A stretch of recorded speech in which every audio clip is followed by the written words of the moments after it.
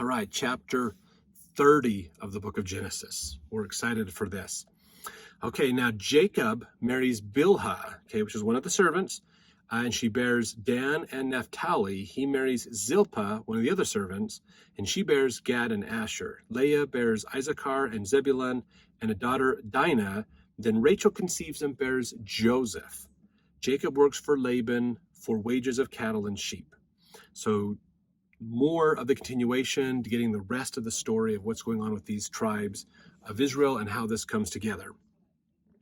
So remember, section 132, the Doctrine of Covenants, does give us a little bit of insight into this, because section 132 is a section about marriage, so you can look up some more stuff there. Verse 1, when Rachel saw that she bare Jacob no children, Rachel envied her sister and said unto Jacob, give me children or else I die. She's pretty desperate here. She's pretty upset that she was the one that Jacob loved, but she's not able to bear children. And so, but her older sister has bared 4 kids to Jacob. So she's like, what's going on? I need to have a child. I need to do this. Verse 2, and Jacob's anger was kindled against Rachel, and he said, am I in God's stead? Who hath withheld from thee the fruit of the womb? So Jacob's coming back going, wait a minute here. This isn't my fault that you're not pregnant. This is, this is God's doing, most likely, that he's held you back. So verse 3, and she said, behold, my maid Bilhah, go in unto her, and she shall bear upon my knees, that I may also have children by her. So Rachel's saying, if I can't give you kids, then use my handmaid as another wife and have kids by her. Therefore, they'll kind of be called my kids because she's my handmaid. Bilhah's in the Bible dictionary, by the way. And she gave him Bilhah, her handmaid, to wife, and Jacob went in unto her, and Bilhah conceived and bare Jacob a son. And Rachel said, God hath judged me, and hath also heard my voice, and hath given me a son. Therefore called she his name Dan. And so this is in another way to interpret this is he has judged or vindicated me. So now she's going, finally, I have an opportunity to have children kind of vicariously, basically. And his name is Dan. Verse 7, and Bilhah, Rachel's maid, conceived again, and she bare Jacob a second son. So Dan is son number 5 in the list. And then now we have son number 6 coming out as well, another one from Bilhah. And Rachel said, with great wrestlings have I wrestled with my sister, and I have prevailed. And she called his name Naphtali, which is in the Bible dictionary.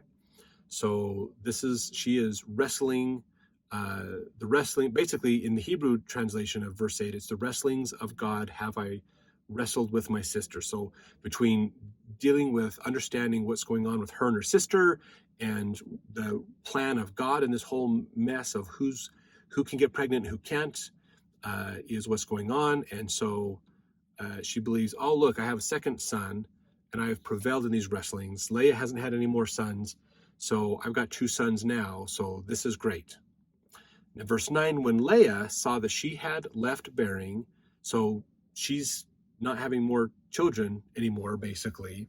And that could mean she's getting up there in age. She is the oldest out of all of them. So she could be up there into age where she is not able to bear children anymore. And so she decides, she took Zilpah, her maid, and gave her Jacob to wife. And Zilpah, Leah's maid, bare Jacob a son. And Leah said, a troop cometh. And she called his name Gad. Now that means actually a good fortune. It's a word play on the Hebrew words gedud or troop and Gad, fortune. So when in verse 11 it says a troop cometh, that could actually mean a fortune cometh. More of that basically, or good fortune is coming. Oh, look, Gad, son number 7, I believe, for keeping track of this, is here. He is my good fortune because I can't bear children, but my maid is bearing children. Verse 12, and Zilpah, Leah's maid, bare Jacob a second son, and Leah said, happy am I, for the daughters will call me blessed. And she called his name Asher, which means blessed. Basically, that's what she's talking about. And of course, Asher's in the Bible dictionary. All the sons' names are in the Bible dictionary. You can look them up. Verse 14, and Reuben went in the days of wheat harvest and found mandrakes in the field and brought them unto his mother Leah.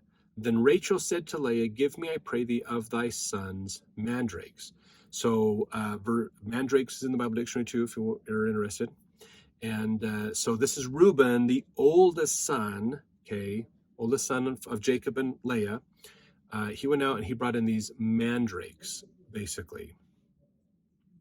And it actually has here in verse, for the word mandrakes, it actually uses the word superstitions you can look at the topical guide.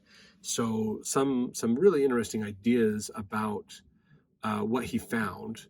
And so Rachel says, hey, give me some of those too, basically to Leah. So verse 15, and she said unto her, is it a small matter that thou hast taken my husband? And wouldst thou take away my son's mandrakes also? And Rachel said, therefore he shall lie with thee tonight for thy son's mandrakes. Now, the interesting thing about this chapter is we're hearing this from the wives' perspectives. We haven't heard Jacob's perspective in all this. And this is really, really interesting. Not to say it's a bad thing, but we're getting a bit of insight here in how these women are dealing with the situation. Verse 16, and Jacob came out of the field in the evening, and Leah went out to meet him and said, thou must come in unto me, for surely I have hired thee with my son's mandrakes. And he lay with her that night. So the women are really controlling some of these things and in the family, even though Jacob's the head of the family. You know, men can say they're the head of the family, but they're not running the family. That's for sure. Verse 17, and God hearkened unto Leah, and she conceived and bare Jacob the fifth son. So now Leah has gone these years without having a kid. She now has another child. And so this is her fifth son, but I believe son number 8 in the list. And Leah said, God hath given me my hire, because I have given my maiden to my husband. And she called his name Issachar. That's in there as well, basically in the Bible dictionary. And Leah conceived again, and she bare Jacob the sixth son. So this is son 6 for Leah, but son number 9 for Jacob. And Leah said, God hath endued me with a good dowry. Now my husband will dwell with me, because I have borne him 6 sons. And she called his name Zebulun. So the Hebrew Zevul means exalted abode.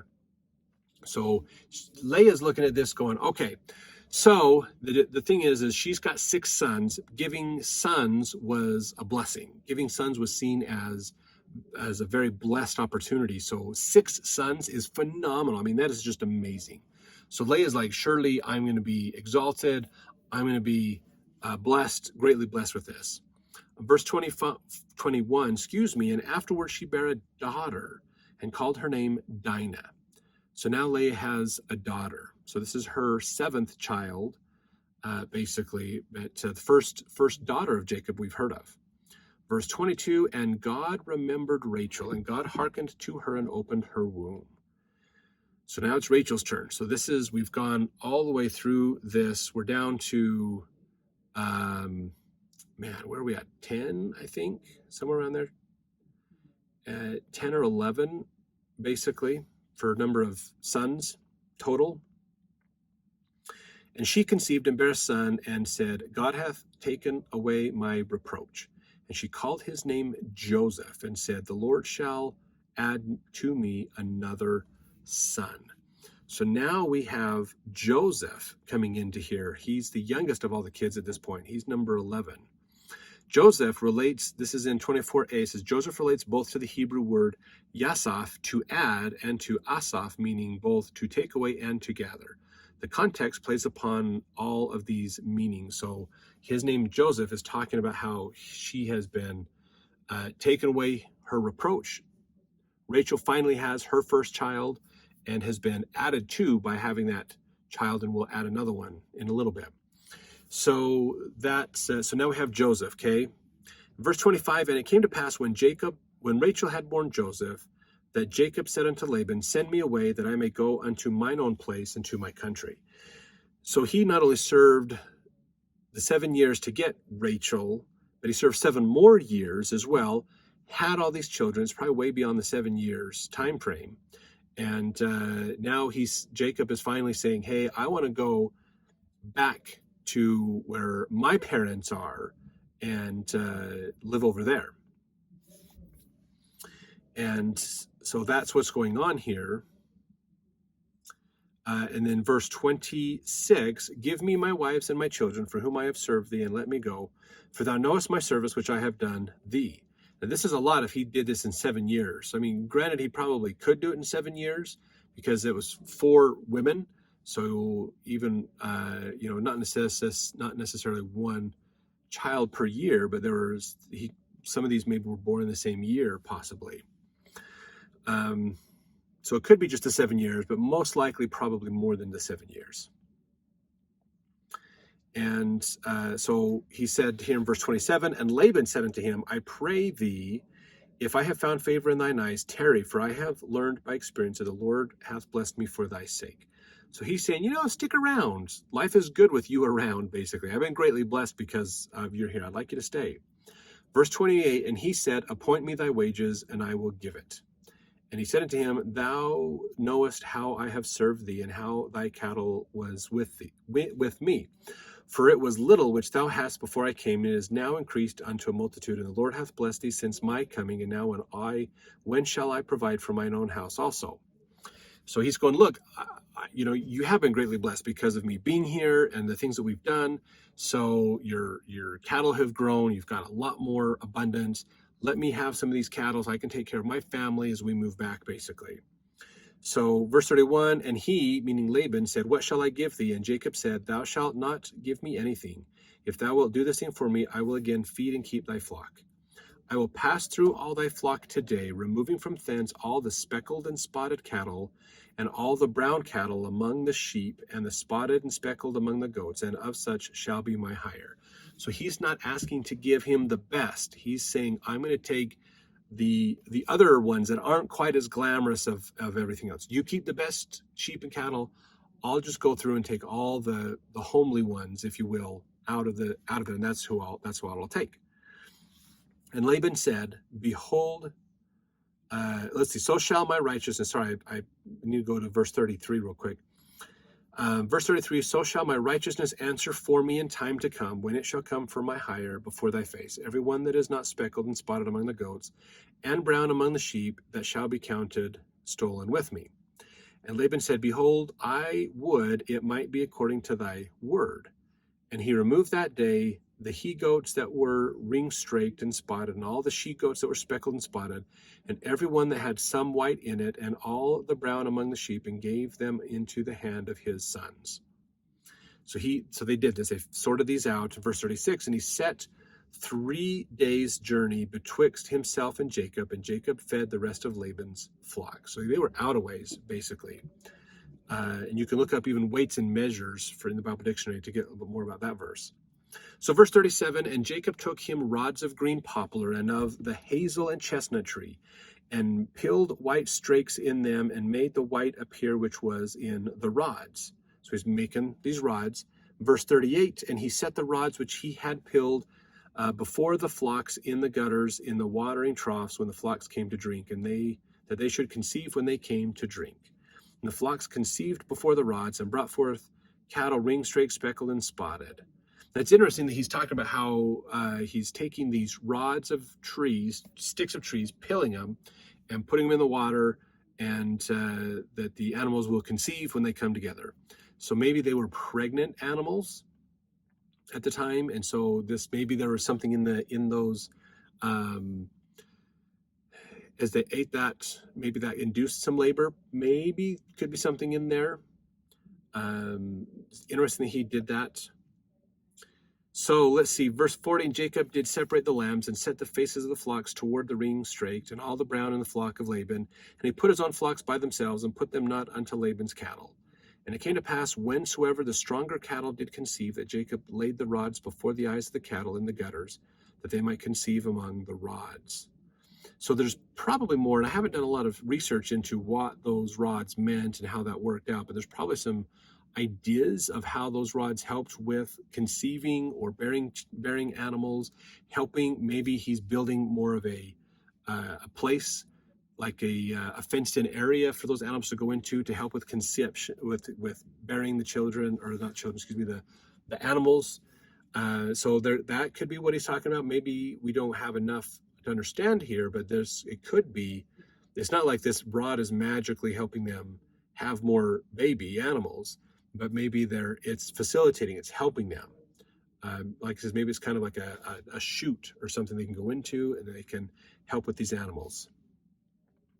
Verse 42, but when the cattle were feeble, he put them not in, so the feebler were Laban's and the stronger Jacob's. And the man increased exceedingly and had much cattle and maidservants and menservants and camels and asses. So Jacob ended up getting a lot of good animals out of this deal, even though he took some of the lesser animals and ended up getting some stronger, better animals out of them. So he knew how to deal with the animals and how to take care of them. So that was really interesting. All right, so now let's jump into chapter 31 in the next video to continue on as Jacob is now moving his family back into Canaan, where his father Isaac is.